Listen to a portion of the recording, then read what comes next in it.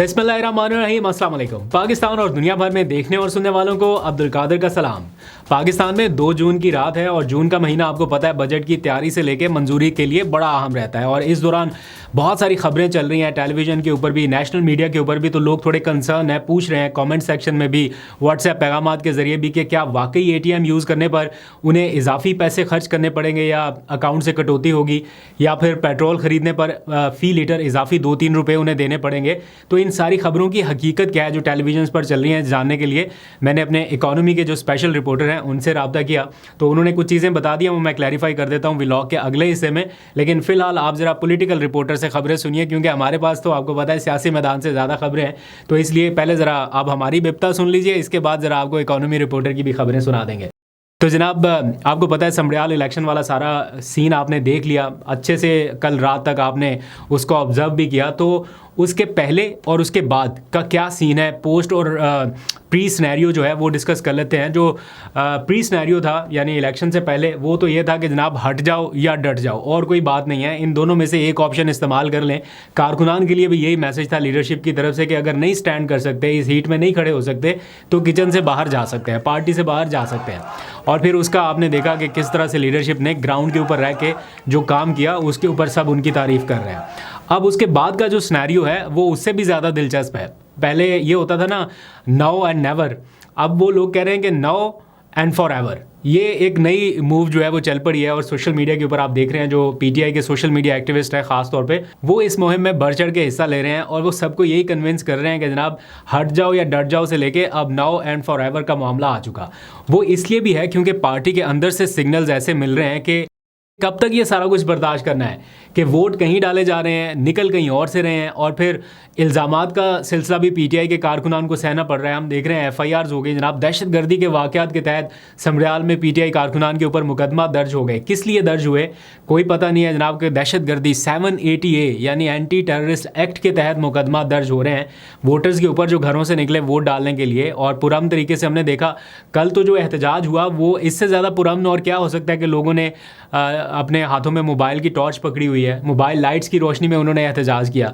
इतना तो कम से कम उनको राइट होना चाहिए। लेकिन अब जो है मामला इससे भी ज़्यादा आगे जा रहे हैं। बहरहाल इस सारे मामले में PTI की लीडरशिप आहिस्ता आहिस्ता उस एहतजाजी तहरीक की जानिब बढ़ रही है जिसका इशारा इमरान खान की जानिब से दिया गया था, और ये मोमेंटम अब आहिस्ता आहिस्ता गेन हो रहा है। इस इलेक्शन के बाद तो ख़ास तौर पर यह माहौल बढ़ा है। अब इस सारे मामले में इमरान खान चूँकि जेल से बैठ के एहतजाज को लीड करने का ऐलान कर चुके हैं, तो नज़रें उनकी तरफ भी हैं कि आखिर ऐसा क्या वो करने जा रहे हैं कि सारी PTI की लीडरशिप ये कह रही है कि इमरान खान जेल से कंट्रोल करेंगे, वही वहाँ से अहकामात देंगे। ये सुनने को अच्छा लग रहा है, लेकिन प्रैक्टिकली इसके ऊपर किस हद तक कैसे अमल दरामद होगा, इसके बारे में जो PTI के अपने लीडर्स हैं वो बता रहे हैं। उन्हीं की ज़ुबानी में आपको आगे सुना भी देता हूँ। वो कहते हैं एक तो मुज़ाहमत का सिलसिला जारी रहेगा। इमरान खान ये फैसला कर चुके हैं कि ये जंग अभी थोड़ी लंबी चलनी है और वो इसको खुद मॉनिटर करने वाले हैं एज अ पार्टी चेयरमैन। लेकिन ये जंग शुरू कब होनी है, यानी ये मुज़ाहमत शुरू कब होनी है, उसका उन्होंने बताया कि वक्त का इंतखाब, जगह का इंतखाब और तारीख का इंतखाब ये इमरान खान खुद करेंगे। इस वक्त 2 फैसले इमरान खान ने किए। एक फैसला मैंने आपको बता दिया, दूसरा फैसला ये है, वो कहते हैं कि टाइम मैं चूज करूंगा और दिन मैं चूज करूंगा और वेन्यू मैं चूज करूंगा, जिसके जरिए से मैं बताऊंगा कि हम कब ये मज़ामत की तहरीक दोबारा जो है इसको शुरू कर रहे हैं। मीनवाइल क्या है कि ग्राउंड के ऊपर तैयारियां जारी रहेंगी और हर बार की तरह पहले से अनाउंस कर देना कि उनसे निपटने वालों को भी ज़रा टाइमली मौका मिल जाता है। इस बार थोड़ा सा ये है कि थोड़ा हाइड किया जा रहा है कि कब तक ये सिलसिला सारा शुरू करना है। तो जैसे ही उनके पास एहतजाज का शेड्यूल पहुंचेगा तो फिर देखते हैं वो क्या अनाउंस करते हैं। बहरहाल इस सारे मामले में वक्त, जगह, तारीख का इंतखाब इमरान खान का और बाकी मेहनत कारकुनान की। तो देखते हैं नाउ एंड फॉर एवर वाला ये फार्मूला या मुज़ाहमत का ये फार्मूला यहाँ पे काम करेगा या नहीं करेगा। अब इस सिलसिले में पाकिस्तान तहरीक इंसाफ का अगला इम्तिहान जो है वो 3 दिन के बाद शुरू होने वाला है, क्योंकि 3 दिन के बाद उनका केस लगने वाला है, Al-Qadir trust case. 190 million pound case में उनकी सज़ा मौतली का जो मामला है। अब उसमें होना क्या है, मैं आज ही अपने रिपोर्टर से भी बात कर रहा था कि क्या पॉसिबिलिटीज़ हैं, क्या हो सकता है। पहले उन्होंने बताया था कि हो सकता है नैब की जो टीम है वो जाके अदालत में कहे कि जनाब हमारे जो टीम में शामिल लोग थे उनका तबादला हो गया लाहौर, वो जो अमजद परवेज़ साहब थे वो चले गए, तो अब हमें मज़ीद तैयारी के लिए वक्त दिया जाए। लेकिन आज की खबर यह है कि नैब ने 5 रुकनी टीम एक तश्कील दी है इस केस को लीगल तौर पे फ़ाइट बैक करने के लिए, और लगता यह है कि नैब इसकी भरपूर मुखालफत करेगा कि सज़ा मुअत्तल ना हो, और उन्होंने अपनी जो नई टीम तश्कील दी है उसकी सरबराही जो है वो सरदार मुजफ्फर खान करने जा रहे हैं। तो ये एक 5 रुकनी पैनल उन्होंने तश्कील दिया है। अमूमन ऐसा कम कम ही रहता है, लेकिन इस बार ये नई टीम तश्कील दी गई है, यानी टीम तो शायद वही है, थोड़े से आगे पीछे करके उन्होंने इसको बताया गया है, एक तरह से इशारा दिया गया है कि नैब भरपूर तरीके से फाइट बैक करेगा इस केस को। अब इम्कान ये है कि 5 तारीख को इसकी इब्तदाई समाअत होगी 3 दिन के बाद, लेकिन इसमें पीटीआई के लोगों के लिए मुश्किल ये है कि ठीक है, पहले तो मौका मिल जाएगा पीटीआई के लॉयर सलमान सफदर को कि वो अपना केस जो है वो अपने आर्गूमेंट पेश कर सकें, और बहुत मुख्तसर से आर्गूमेंट रख के शायद एक दिन में वो ख़त्म कर दें। लेकिन इसमें सबसे अहम चीज़ ये होगी कि इसकी अगली तारीख कब मिलेगी, क्योंकि हालिया दिनों में हमने ये देखा कि जज साहब ये तो कह देते हैं कि अगले हफ्ते इसकी समाअत होगी, लेकिन वो एग्जैक्ट डेट एंड वो वक्त जो है वो नहीं बताते। उसकी वजह से ये है कि पीटीआई के लोगों को मुश्किल रहती है कि अच्छा आज केस लगेगा, अच्छा कल लग जाएगा, अच्छा परसों लग जाएगा, इस तरह करते करते एक हफ़्ता और निकल जाता है, और फिर खाली इनको केस लगवाने के लिए फिर से पूरा एहतजाज, फिर से वो सारी, अब ये न्यू नॉर्मल बन गया कि आपने खाली केस की समाअत ही फिक्स करानी है तो भरपूर तरीके से पहले एहतजाज करें, फिर चीफ जस्टिस साहब के चैम्बर में जाएं, फिर उनसे 2 मुलाकातें करें, फिर जाके केस फिक्स होता है। नॉर्मली तो तारीख ऐसी ही आ जाती थी, अब और भी ज़्यादा मुश्किल हो गया। तो अगर 2-3 तारीखों में भी इसको केस को आगे ले जाएगा तो समझ लें 1.5 महीना 2 महीने इसमें आगे, तो उसमें और मसले मसाइल हैं। अब आ जाइए ज़रा अडयाला जेल की तरफ। आपको पता है आज भी अडयाला जेल में इमरान खान का पॉलीग्राफिक टेस्ट कराने के लिए खुसूसी टीमें जो है वो पहुंची हैं कि 9 मई के केसेस में इनसे तफ्तीश जारी है और उन्होंने पॉलीग्राफिक टेस्ट करना है। पहले एक बार, दूसरी बार, तीसरी बार इमरान खान ने मना किया, अब चौथी बार ये टीम पहुंची है। चूँकि अदालत ने कहा था कि जनाब जाएँ, आप दोबारा जाएँ, इमरान खान साहब से दोबारा रजू करें और कहें कि जनाब हमने पॉलीग्राफिक टेस्ट करना है।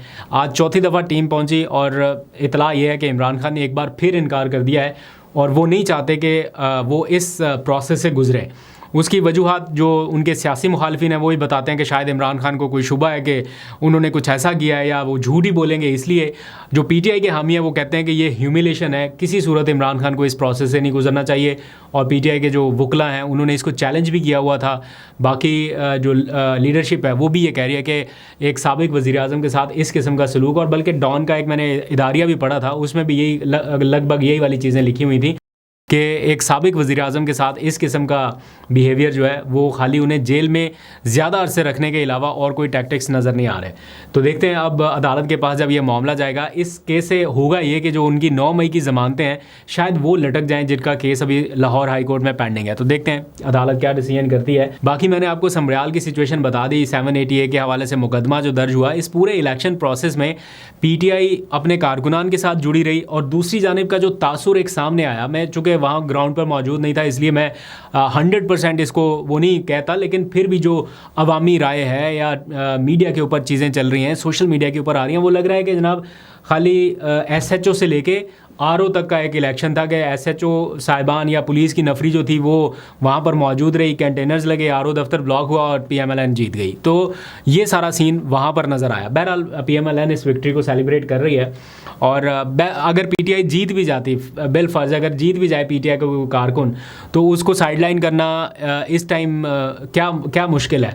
खाली एक रेफरेंस भिजवाना है कौमी असम्बली से स्पीकर से या सूबाई असम्बली के स्पीकर से इलेक्शन कमीशन को कि जनाब इसको आर्टिकल 62(3) के तहत नाअहल कर दिया जाए, फ़लाँ शिकायत आई हुई है इसके ख़िलाफ़, या मुखालिफ उम्मीदवार से रिकाउंटिंग की कोई दरख्वास्त दिलवा दें, अल्लाह खैर सल्ला। ये कोई PTI के लोगों की दरख्वास्त थोड़ी है जो रद्दी की टोकरी में जाएगी या बहुत देर तक एंटरटेन ही नहीं होगी। PTI के कितने लोगों ने दरख्वास्तें दी हैं और उन बेचारों की दरख्वास्तों का इस्लामाबाद के 3 हलकों में अभी भी मामला पेंडिंग है, उनकी सुनवाई नहीं हो रही। 3 हलके इस्लामाबाद के तीनों MNAs क्लेम कर रहे हैं PTI के कि हम जीते हैं, और जैसे ही वो ट्रिब्यूनल्स बना तो जज साहब जो सुनने वाले जज साहब थे उनको ही फारिग कर दिया गया कि आप सुन ही नहीं सकते। तो ये सारा कुछ है, और उधर से अगर PMLN वाला कोई दरख्वास्त देगा तो इलेक्शन कमीशन कैसे कार्रवाई करेगा आपको अंदाज़ा हो जाएगा। उसकी एग्जाम्पल अभी अपोजिशन लीडर का केस भी है कि अपोजिशन लीडर इस वक्त के जो कौमी असम्बली के हैं उमर अयूब खान, उनकी नाअहली के लिए रेफरेंस जो है वो आ चुका है स्पीकर कौमी असम्बली से इलेक्शन कमीशन के पास कि जनाब मुखालिफ उम्मीदवार ने, जिसने जीतने पर मुबारकबाद दी हुई है उमर अयूब को, उनके जानिब से एक रेफरेंस मूव कर दिया कि जनाब इन्हें नाअहल कर दिया जाए, इन्होंने गलत विक्ट्री हासिल किया। 82,000 वोटों का फ़र्क है, लेकिन मामला इलेक्शन कमीशन के पास है और इसका फेट क्या हो सकता है इसमें मैं को बहुत ज़्यादा स्पेकुलेशन नहीं करता, लेकिन तकरीबन लोगों को अंदाज़ा है कि आगे चल के फर्दर थोड़ा सा डिले है, इसमें ज़्यादा टाइम नहीं लगेगा, कोई ना कोई डिसीजन हो जाएगा। तो आज भी opposition leader speaker Asad Qaiser ये को मुलाकात की कोशिश कर रहे थे कि स्पीकर तक अपना मैसेज पहुँचाएँ या उनसे मुलाकात करें, उनसे तो नहीं हो सकी, लेकिन सेक्रेटरी जो नेशनल असम्बली है उनसे मुलाकात हुई है, उनसे वो रेफरेंस मांगा गया है कि जनाब जो आपने इलेक्शन कमीशन को भेजा। बहरहाल ये सारी सिचुएशन है। उधर जो नाअहल किए गए MNA अब्दुल लतीफ़ चित्राल में, वहाँ पर हमने देखा कि उनके हक़ में मुजाहरे हो रहे हैं, चित्राल के लोग निकले हुए हैं, एहतजाज कर रहे हैं कि जनाब हमने मुंतखब करके ऐवान में भेजा नुमाइंदा और जनाब इन्हें नाअहल कर दिया गया। कैसे नाअहल हुआ, कौन से केसेस से नाअहल हुए, क्या एविडेंस थे, क्या सबूत है, इस बारे में लोग लाइल्म हैं। अच्छा जी, अब आ जाइए ज़रा जो मैंने स्टार्ट में आपको बताया था बजट के हवाले से। पहली बात तो यह है कि बजट अभी मंजूर नहीं हुआ। बजट मंजूर होने तक ये जितनी भी सारी ख़बरें आप सुन रहे हैं ये सिर्फ तजावीज़ होंगी। ऐसा नहीं है कि कोई तजवीज़ अभी मंजूर कर ली गई है और अब बजट मंजूर होने के बाद एग्जैक्टली ऐसा ही होना है कि आपको ATM के ऊपर इतना पैसा देना पड़ेगा, कटौती होगी। ये तजावीज़ ज़रूर रहती हैं कि जो नॉन फाइलर्स हैं वो ATM से पैसा निकलवाएं तो उनको इजाफी पैसा खर्च करना पड़े ताकि उनकी हौसला शिकनी हो और वो फाइलर्स की कैटेगरी की लिस्ट में आ जाएँ। ये होता ज़रूर है, हर बार ही होता है, लेकिन कितना होगा, कितना पैसा चार्ज होगा, ये बजट जब मंजूर होगा, कौमी असम्बली में टेबल होगा, उसके बाद पता चलेगा।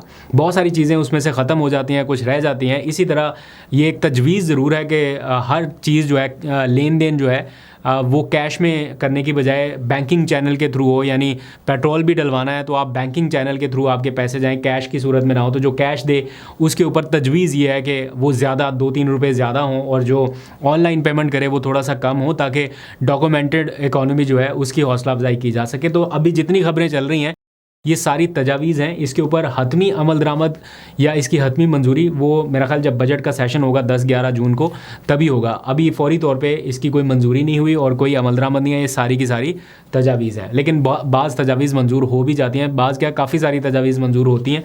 देखते हैं जब बजट मंजूर होगा तो फाइनल जो ड्राफ्ट हमारे सामने आएगा उसमें आपको अपडेट करेंगे। अभी तक के लिए इतना, अपना बहुत सा ख्याल रखिए। अल्लाह हाफ़िज़।